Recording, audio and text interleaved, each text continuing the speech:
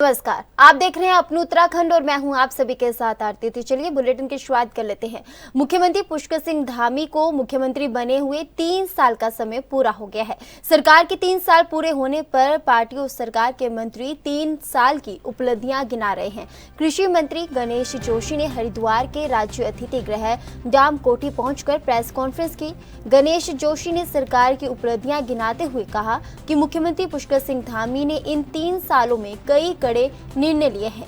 UCC लागू करने वाला उत्तराखंड देश का पहला राज्य बना। उसके अलावा प्रदेश में कठोर नकल विरोधी कानून भी लागू किया गया है। मंत्री गणेश जोशी ने कहा कि इन 3 सालों में मुख्यमंत्री पुष्कर सिंह धामी के नेतृत्व में हुए सभी चुनावों को पार्टी ने जीता है। प्रदेश में 2 विधानसभा सीटों पर होने वाले उपचुनाव में भी भाजपा ही जीतेगी।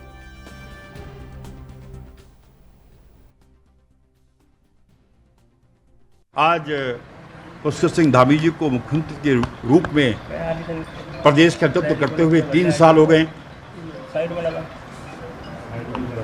मैं भी लगातार 3 साल से, उससे पूर्व में तीरथ सिंह जी के साथ था और 3 साल से लगातार धामी जी के नेतृत्व में हम काम कर रहे हैं और 3 साल के अंदर कई ऐतिहासिक फैसले धामी सरकार ने लिए हैं। यूसीसी लागू करने वाला उत्तराखंड देश का पहला राज्य है।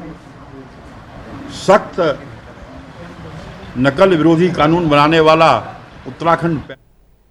चुनाव करीब हैं और सभी दलों के नेता अपनी अपनी जनसभाएं करके अपने लिए वोट मजबूत करने में लगे हुए हैं। मंगलौर विधानसभा के गांव नारसन कला में एक बड़ी जनसभा कर कांग्रेस नेता काजी निजामुद्दीन ने सर्व समाज के लोगों से अपील कर कहा कि वह भाजपा के बहकावे में ना आए और ज्यादा से ज्यादा तादाद में 10 जुलाई को मतदान करें, क्योंकि भाजपा के लोग इस बार खुलेआम चुनाव में गड़बड़ी की बात कह रहे हैं। इसी से सभी लोगों को सावधानी के साथ रहना होगा। साथ ही उन्होंने गांव वालों द्वारा पहनाई गई पगड़ी का भी मान रखने की बात कही। उन्होंने कहा कि अब अगर ये पगड़ी का मान रखना है तो उन्हें भारी मतों से जिताना होगा, नहीं तो ये पगड़ी यहीं वापस ले लो।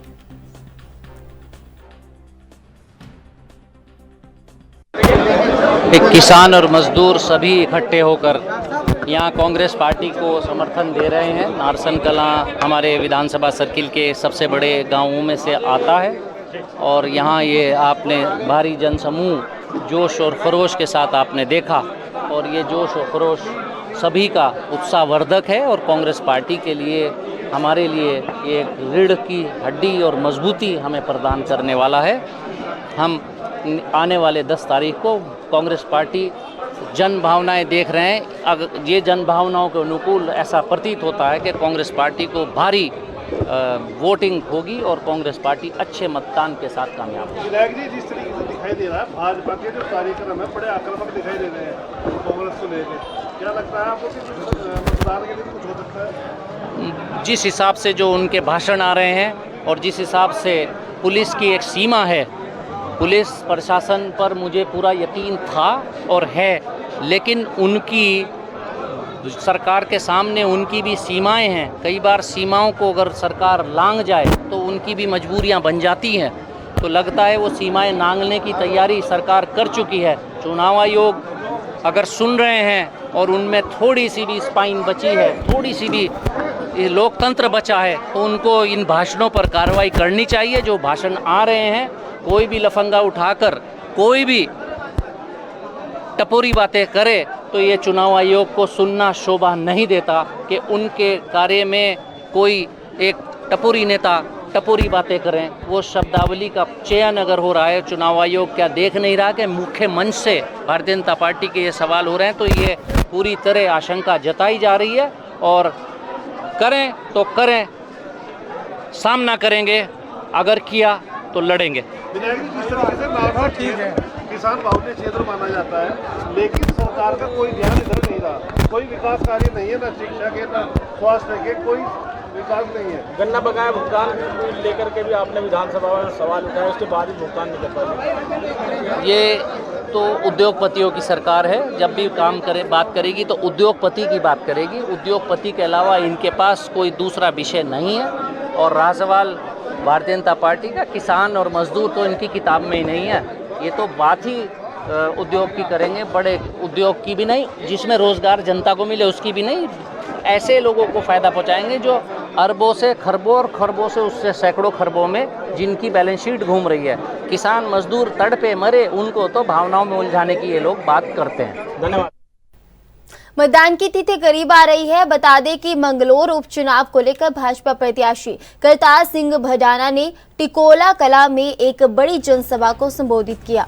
उन्होंने कहा कि उन्हें सर्व समाज का सहयोग मिल रहा है और उन्हें उम्मीद है कि मंगलौर विधानसभा की जनता उन्हें इस बार फिर विधायक जरूर बनाएगी। उन्होंने ये भी कहा कि विधायक बनने के बाद वह मंगलौर का चहुमुखी विकास का काम करेंगे।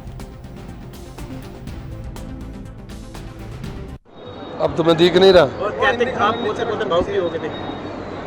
ये तो ऊपर वाले का हुक्म होता है कुछ, जो वो उनकी रहमत पे, उनकी कृपा पे ये लगता है। देख नहीं रहा, ये रोने का नहीं है। बारिश भी नहीं है और धूप भी नहीं है, ये उसी का करम। टिकोला वालों या क्षेत्रवासियों ने विधायक बना दिया है, आपको क्या कहना चाहेंगे? भाई मैं तो सेवक बन गया हूँ अपने दिल से। तो अब वो तो 13 तारीख को ही पता चलेगी कि किस भाई ने कितना प्यार किया है मुझे। जिस प्रकार से आपको जनता का प्यार मिल रहा है और आपको विकास पुरुष भी कहा जाता है, तो अगर आप यहाँ से विधायक बन पाते हैं तो यहाँ की जनता का क्या, यहाँ शिक्षा की कमी है, सड़कों की कमी है। मैंने एक बात पहले दिन कहा था जब मैं मंगलौर में आया था कि इस मंगलौर को बेंगलोर बना दूंगा। मैं भूलता नहीं हूँ, ये जवान है मेरी। उससे बड़ा दुनिया में कोई काम नहीं होता। वो मैं इसे बनाने की पूरी कोशिश रहेगी। उसके बाद क्या कुछ रह जाता है क्या? विधायक जी, 1926 टिकोला में आपको भारी समर्थन यहाँ पर देखने को मिला है, क्या कहोगे लोगों को? ये प्यार है उनका, परमात्मा का, और उनका आशीर्वाद है ये। और ये मेरा बड़ा गांव है, यहाँ का सबसे पहले मुझे समर्थन चाहिए तो सभी का। लेकिन ये दक्षिण पश्चिम में गांव है, यहाँ से ही मैं चलता हूँ। दक्षिण पश्चिम से उत्तर पूरब चलता हूँ। विधायक जी, 1926 का आपने आंकड़ा बताया है, ये आंकड़ा क्या है? थोड़ा विस्तार में बताइए। क्या 1926 का जो अभी आंकड़ा 1926 कैसे बताया कि आपने जितना कार्य करेंगे उससे 19 हो सकता है, मतलब क्या क्या कार्य रहेंगे? मैं जो भी ये बोल रखा है, जो लोगों की उम्मीद है, जिनसे जो बयान करूँगा, जो मैंने अभी बोला है, उसमें 26 तो हो सकता है, 19 नहीं हो सकता। बद्रीनाथ और मंगलौर विधानसभा सीट पर बीजेपी और कांग्रेस की साख दाव पर लगी है। कांग्रेस अपनी बद्रीनाथ सीट को गंवाना नहीं चाहती, लेकिन भाजपा दोनों सीटों को हथियाने के मूड में है। इसलिए दोनों पार्टी जीत का दावा कर रही हैं। बीजेपी प्रदेश अध्यक्ष महेंद्र प्रसाद भट्ट ने भी दोनों विधानसभा सीटों पर जीत के लिए तैयारी तेज कर दी है। महेंद्र भट्ट ने दावा किया कि इस बार दोनों सीटों पर भाजपा जीत हासिल करेगी।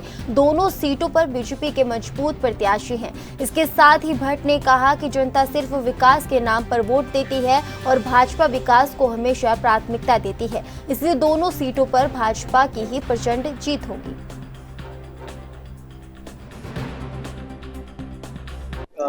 क्या सिनेरियो बन रहा है दोनों सीटों पर? देखिए, हमारे कार्यकर्ता दोनों विधानसभाओं पर रात दिन मेहनत कर रहे हैं, प्रयास कर रहे हैं। बूथ स्तर की हमारी बैठकें हो चुकी हैं। इसके साथ साथ हमारे मंत्रियों के दौरे हमने प्रारंभ कर दिए हैं। हमारे विधायक गणों का प्रवास हो रहा है और कल मंगलौर के अंदर जयंत चौधरी जी की बहुत बड़ी जनसभा है। माननीय मुख्यमंत्री जी और मैं भी उस कार्यक्रम में रहेंगे और विजय भगोना जी को हमारा बद्रीनाथ विधानसभा के अंदर उनके कार्यक्रम, सौरभ जी का कार्यक्रम लगे, विजय भगोना कार्यक्रम ने मांगा हुआ है। इसके साथ साथ हमारे निशंक जी पूर्व मुख्यमंत्री हैं, हमारे पूर्व मुख्यमंत्री और वहाँ के सांसद है पौड़ी लोकसभा के तीरथ सिंह रावत जी, उनका कार्यक्रम बनने वाला। और 7 तारीख और 8 तारीख को माननीय मुख्यमंत्री की 6 जनसभाएं ये बद्रीनाथ विधानसभा के अंदर विभिन्न स्थानों पर रहेंगी। छोटी सभाएं, छोटे क्षेत्रों में छोटी सभाएं रहेंगी, लेकिन एक अच्छा माहौल है। मैं विश्वासपूर्वक कह सकता हूँ कि दोनों विधानसभा भारतीय जनता पार्टी अच्छे मतों से जीतने जा रही है। वहीं उत्तराखंड के कांग्रेस प्रभारी कुमारी शैलजा ने उपचुनाव के लिए समय निकाल लिया है। 5 जुलाई को मंगलोर विधानसभा क्षेत्र का दौरा कर चुनावी जनसभा करेंगे। बता दें कि उपचुनाव की घोषणा होने के बाद प्रदेश कांग्रेस प्रभारी एवं हरियाणा की सिरसा से सांसद कुमारी शैलजा उत्तराखंड नहीं आई। अनुशासन समिति के अध्यक्ष एवं कांग्रेस के वरिष्ठ नेता नवप्रभात ने कहा कि वर्चुअल बैठकों के माध्यम से कुमारी शैलजा प्रदेश कांग्रेस के नेताओं को उपचुनाव की रणनीति एवं तैयारियों को लेकर दिशा निर्देश देती रही। 10 जुलाई को होने वाले उपचुनाव के लिए प्रदेश कांग्रेस प्रभारी ने समय निकाल लिया है। 5 जुलाई को मंगलोर में पार्टी प्रत्याशी काजी निजामुद्दीन के लिए प्रचार करेंगे। साथ ही उपचुनाव को लेकर पार्टी के पदाधिकारियों व कार्यकर्ताओं से फीडबैक लेंगे।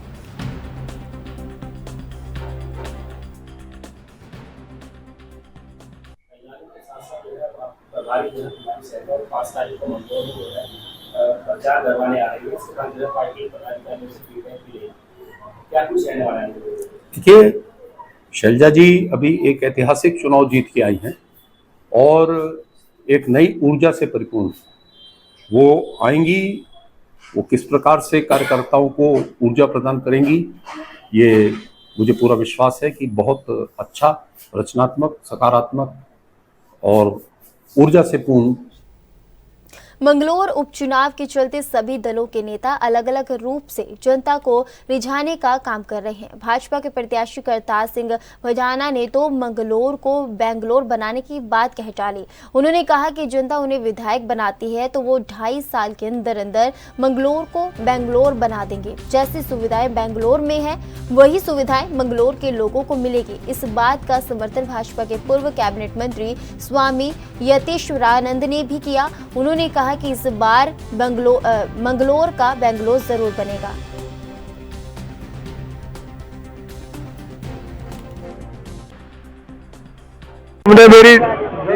मुझे लगता है कि जनता को और इन बुद्धिजीवियों को मेरा बर्ताव और मेरा काम करने का ढंग कुछ पसंद आ गया है। मंगलोर को बेंगलोर कैसे बनाएंगे घबराना जी? मेहनत करके विकास, धन ले आएंगे, सेंटर से भी ले आएंगे और अपने स्टेट से भी ले आएंगे। क्या स्वरूप रहेगा मंगलोर का बेंगलोर? मैं कह तो दिया ना, स्वरूप क्या रहेगा। धन आएगा, सेंटर से भी आएगा और मुख्यमंत्री जी से भी आएगा। उनसे कह देंगे मैं कि जी हम बहुत दिन पिछड़े रह लिए, अब हमें अग्रैन में कर दो कुछ दिन के लिए। तो इसलिए जो है ना, आपको इस बात का विश्वास करना पड़ेगा कि मंगलोर बेंगलोर जरूर बने। बद्रीनाथ ऋषिकेश राष्ट्रीय राजमार्ग 58 पर शिवपुरी से कोडियाला के बीच मलबा आने से सड़क बाधित हो गई, जिसके कारण लगभग 6 घंटे तक जाम की स्थिति बनी रही। इसी दौरान आपातकालीन सेवा की एम्बुलेंस 108 भी जाम में फंसी रही। इस दौरान आपको बता दें कि यात्रियों को घंटों तक काफी परेशानियों का सामना करना पड़ रहा। वहीं लोगों का कहना है कि मौके पर विभागीय लापरवाही के चलते जेसीबी समय पर नहीं दिखाई दी, जिसके कारण घंटों जाम की स्थिति बनी रही। वहीं राष्ट्रीय राजमार्ग के अधिशासी अभियंता तजुब कंबोज ने कहा कि राष्ट्रीय राजमार्ग पर जगह जगह सड़क व्यवस्था को दुरुस्त करने के लिए जेसीबी तैनात किए गए हैं, जिससे यातायात व्यवस्था सुचारू बनी रहे।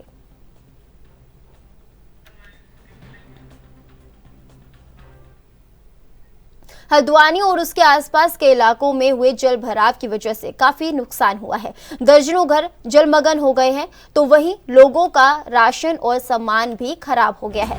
ऐसे में जिला प्रशासन अब नुकसान का आंकलन कर तत्काल सहायता राशि वितरित करने में जुट गई है। उप जिलाधिकारी परितोष वर्मा ने बताया कि सभी क्षेत्र में पटवारी नुकसान का आंकलन कर रहे हैं। बरसात से लोगों को हुए नुकसान का मुआवजा दिया जा रहा है। हल्द्वानी और लालकुआं क्षेत्र में अब तक 100 से अधिक लोगों को आपदा मदद से मुआवजा वितरित किया गया है।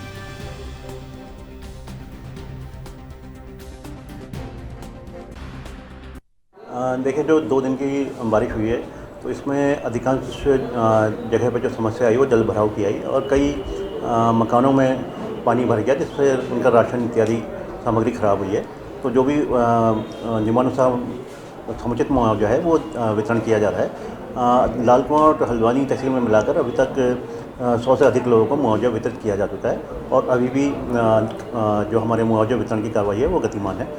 आज या कल में इसको पूर्ण कर लिया जाएगा।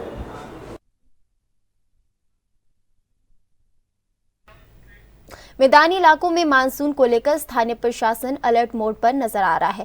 बता दें कि पहाड़ी क्षेत्रों में अंधाधुंध बारिश में मैदानी क्षेत्रों की नदियां उफान पर आ जाती हैं और कहीं आशियानों को अपने आगोश में ले लेती हैं। इसी खतरे को गंभीरता से लेते हुए काशीपुर प्रशासन ने अपनी तैयारियां पूरी कर ली हैं और बाढ़ चौकियों और राहत केंद्र बनाकर कर्मचारियों को तैनात कर दिया गया है। उप जिला अधिकारी अभय प्रताप सिंह ने बताया कि प्रशासन ने बाढ़ जैसी स्थिति से निपटने के लिए सारी तैयारियां पूर्ण कर ली है और जो ढेला नदी के किनारे बसे लोग हैं उनकी भी सतर्क उन्हें रखने के लिए दिशा निर्देश दिए गए हैं।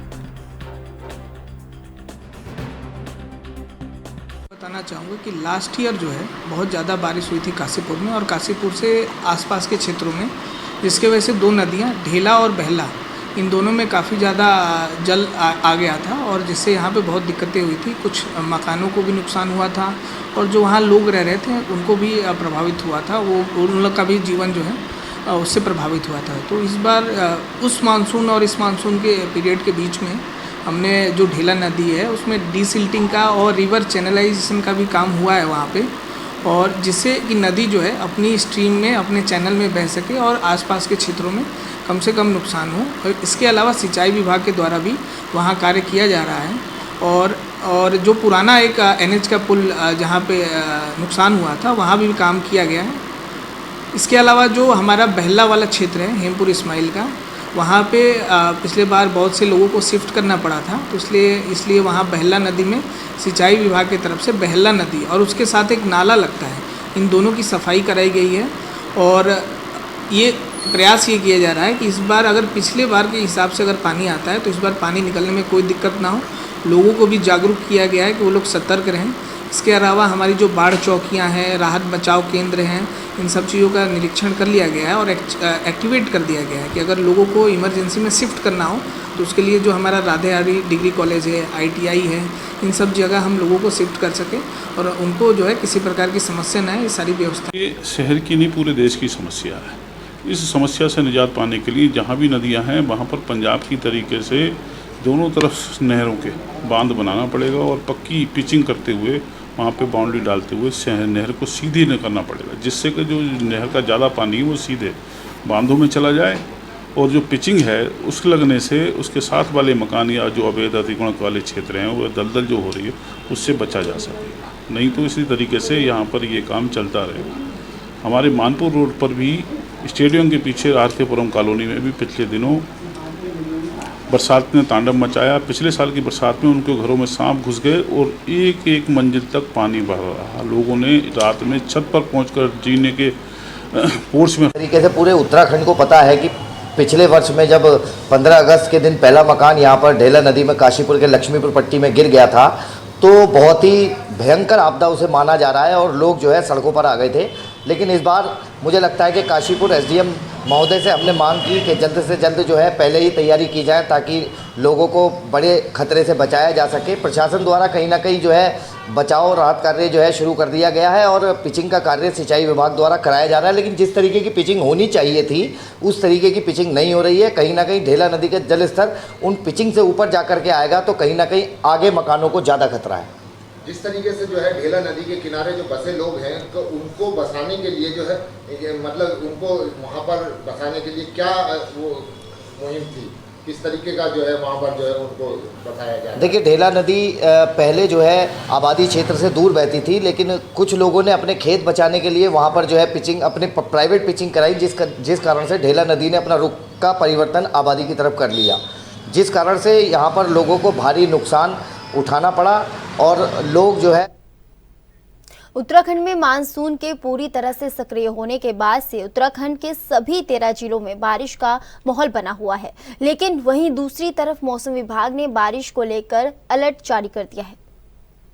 उत्तराखंड में मानसून पूरी तरीके से सक्रिय हो चुका है और मानसून के सक्रिय होने के बाद से उत्तराखंड के सभी 13 जिलों में लगातार बारिश का मौसम बना हुआ है। मैं मौजूद हूँ हल्द्वानी में और हल्द्वानी में लगातार यहाँ पर मौसम विभाग की तरफ से चेतावनी जारी की गई है। कुमाऊं मंडल के सभी 6 जिलों में लगातार बारिश का मौसम यहाँ पर बना हुआ है, उसमें लेकर के रेड अलर्ट जारी किया गया है और रेड अलर्ट के बीच में यहाँ पर तमाम तरीके से चेतावनियाँ दी जा रही हैं और मैं हल्द्वानी के गौला पुल पे मौजूद हूँ और ये नदी गौला नदी जीवनदायिनी के तौर पे जानी जाती है, लेकिन बरसातों में ये नदी भयानक रूप ले लेती है और जिस कारण लोग इस नदी से काफ़ी भयभीत होता है।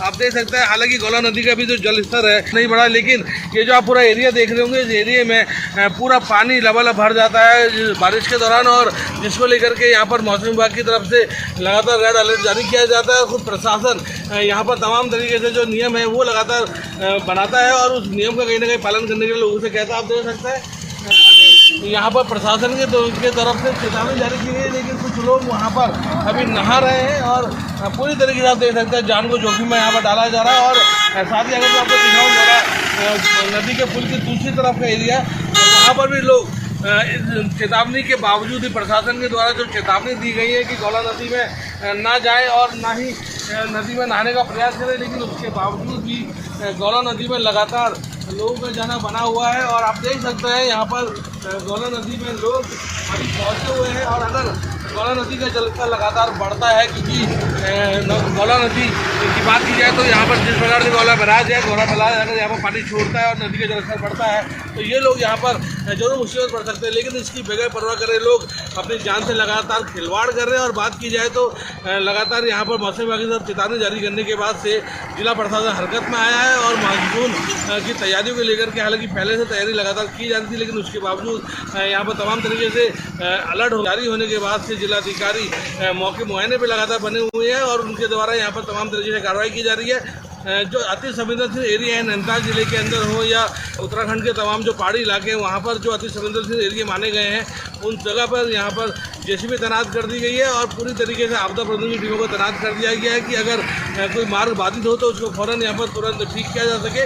और जो राहगीर हैं, क्योंकि चारधाम यात्रा भी अपने स्वभाव पर है, तो चारधाम यात्रा में लोगों को दिक्कत ना हो उसको लेकर के तमाम तरीके से प्रशासन यहाँ कार्य कर रहा है। और आप देख सकते हैं हल्द्वानी की ये जो गौला नदी के पास बड़ा पुल है, मैं वहाँ पर मौजूद हूँ और यहाँ पर लगातार आवाजाही लगातार जारी है, लेकिन जिस प्रकार से यहाँ पर तेज़ बारिश होती है तो उस कारण इस पुल में भी लगातार खतरा मंडराता रहता है और लगातार ये जो पानी का बहाव है ये इतना अत्यधिक हो जाता है कि जो इसके आसपास के घर हैं तो वहाँ पर भी लगातार लोगों को डर बना रहता है कि जो उसके बहाव के चलते कहीं ना कहीं उनके घरों में दिक्कत ना हो। हालांकि इसको लेकर के जिला प्रशासन की तरफ से यहाँ पर उन लोगों को जो नदी नाले के किनारे रह रहे हैं उनको यहाँ पर नोटिस जारी कर दिए गए हैं घर खाली करने को लेकर के, लेकिन उसके बावजूद भी अभी लोग अपनी जगह बने हुए हैं और यहाँ पर कोई सुरक्षित स्थान पर नहीं पहुँचे, जिसको लेकर के लगातार प्रशासन यहाँ पर उनको यहाँ पर अलर्ट यहाँ पर कर रहा है और लगातार नोटिस यहाँ पर जारी किए जा रहे हैं। Amit Chaudhary, NB news, Haldwani.